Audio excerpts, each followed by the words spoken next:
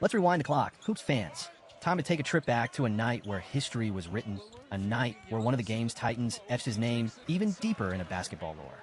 We're diving into the archives to revisit a Giannis Antetokounmpo masterclass against the Indiana Pacers, a game that showcased the full might of the Greek Freak.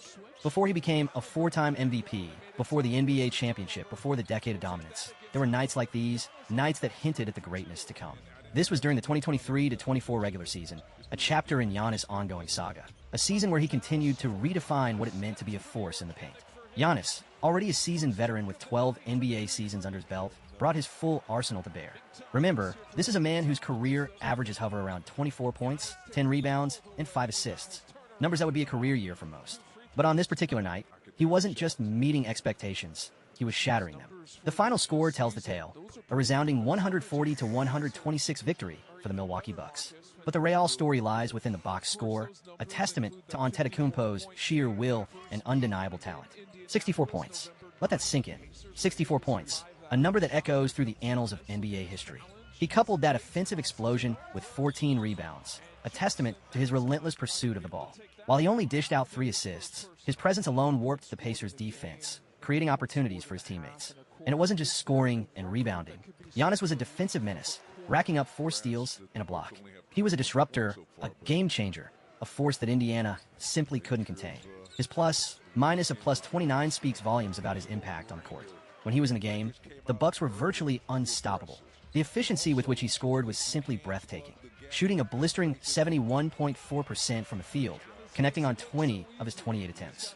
Although the 3-ball wasn't falling, as he went 0 for 3 from beyond the arc, he was still a scoring machine. Giannis lived at the free throw line, converting 24 of his 32 attempts. This wasn't just a good game, this was a statement.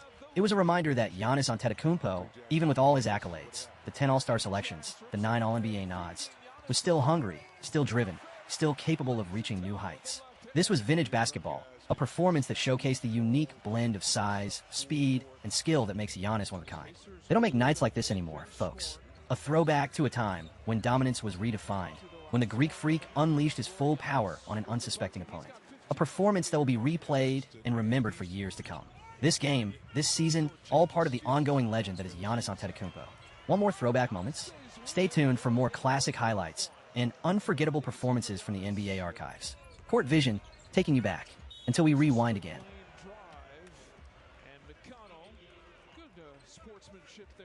And a new system and what they're trying to implement.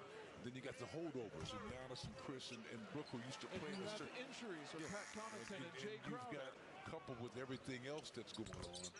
And what is this team right now? 16-7, I believe, coming into this game. It's working for him. Giannis felt that double team coming. Late whistle and a foul call.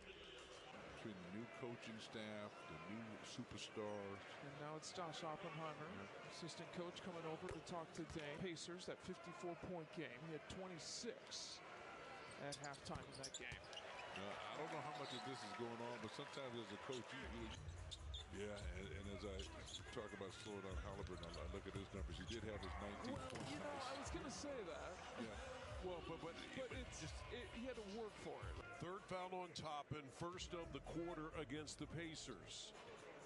They lob it up and an easy dunk for Giannis. Like that. Catch and shoot opportunity for Bruce Brown. And here we go, Chris Middleton. Giannis trying to find his way, and he finds it.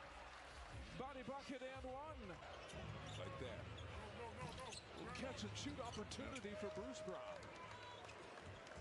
And here we go, Chris Middleton. Giannis trying to find his way, and he finds it. Body bucket and one. Natural, but a lot of it's just film study and understanding and coaching and breaking things down for him and himself breaking things down for himself. But it is interesting to see him on an elevated stage, which really was what the in-season tournament was for Halliburton. Alley-oop, Chris, what a finish. With the finesse for Giannis, he gives him 30 points. Has tried one three-pointer, already at 30 points. 6.5 left to play still in the third quarter. Big night here for Giannis as he plays bully ball into the lane for another two. Long three-point shots. I think that's like 28 feet longer. I thought it was Steph, but Giannis straight away. Count the bucket. Again, there is gravy in long three-point shots. I think that's like 28 feet longer. I thought it was Steph, but Giannis straight away. Count the bucket. Again, there is gravy in hearing and seeing Andre Drummond in my head. Stop. Andre and the Bulls have moved on since Monday. Okay. Marshawn thought about pulling the trigger. Dame gets himself open and knocked down the three-pointer and a loose ball foul.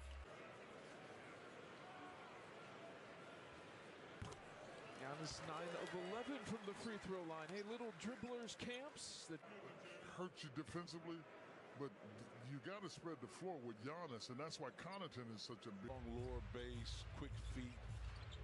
Giannis is too quick for big to deal with him on the perimeter. He's going to test him here. Shoulder shake. No problem for Giannis. And it was too quick for Neesmith. It looked aggressive. It looked harsh. You know, it looked real harsh. Neesmith is a strong guy.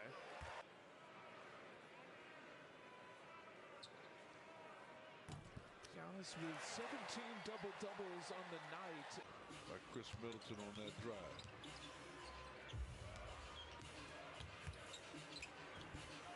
And Beasley with a runner. The Bucks looking to pick up win number 1 against the Pacers this season. Giannis fades it back. He's got a 40-point game already. 8:24 left.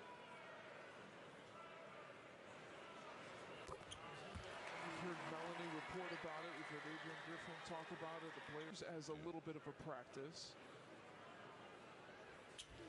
to work through some stuff.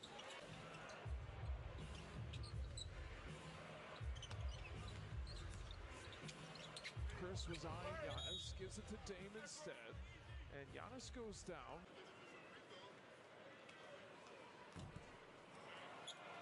His fourth 40-point game of the season.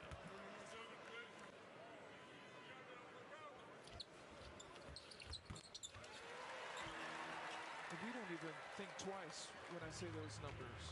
That's Giannis. But now this in, oh wow. Giannis picks the pocket, and he's off and running for the lay-in on the right side.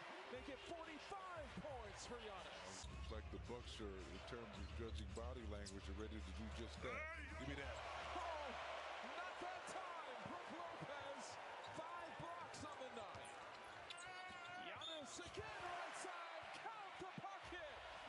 He's on one tonight.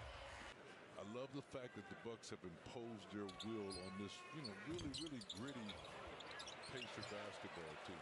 And they've done it with teams in transition. I mean, but now, you still have to, again, keep the scoreboard moving at your end. And I believe it increase the intensity defensively. And then the little things, knock down your free throws here down the stretch. Yeah. Are a sieve on the inside, and the Bucks have exploited. The Bucks should not they're just not going to relinquish this. They're not letting this go.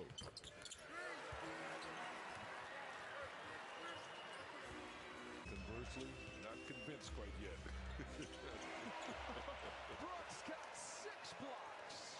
Well, wait another minute. What a night. Giannis going for 50. His back down spin move. He's got it.